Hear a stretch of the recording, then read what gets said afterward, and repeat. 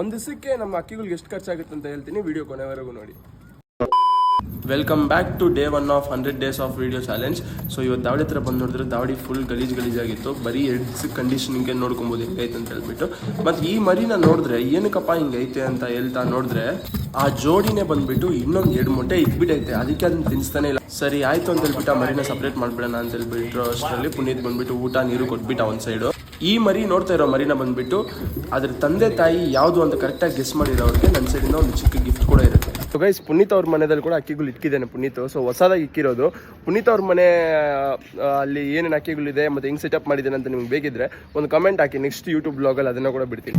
ಕೊನೆಗೂ ಅಕ್ಕಿಗಳಿಗೆಲ್ಲ ಸೂಪರಾಗಿ ನೀರು ಕೊಡೋದನ್ನ ಮುಗಿಸ್ಬಿಟ್ಟು ಸೊ ಗೈಸ್, ರಾಗಿ ಎಷ್ಟು ಕಾಸ್ಟ್ ಆಗುತ್ತೆ ಅಂತ ಹೇಳ್ತೀನಿ ಕೇಳಿಸ್ಕೊಳ್ಳಿ. ಒಂದು ದಿವಸಕ್ಕೆ 100 ರೂಪಾಯಿಗೆ ರಾಗಿ ಇಸ್ಕೊತೀನಿ ಒಂದು ದಿವಸಕ್ಕೆ.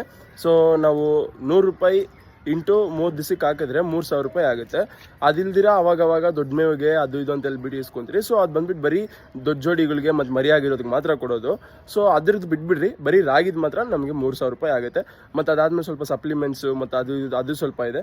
ಸೊ ನಾನು ಮಿನಿಮಮ್ ಹೇಳ್ತಾ ಇದ್ದೀನಿ 3000 ರೂಪಾಯಿ ನನಗೆ ತಿಂಗಳಿಗೆ ಆಗುತ್ತೆ. ಸೊ ನನ್ನ ಹತ್ರ ಒಂದು 40-45 ಅಕ್ಕಿಗಳಿದ್ದಾವೆ.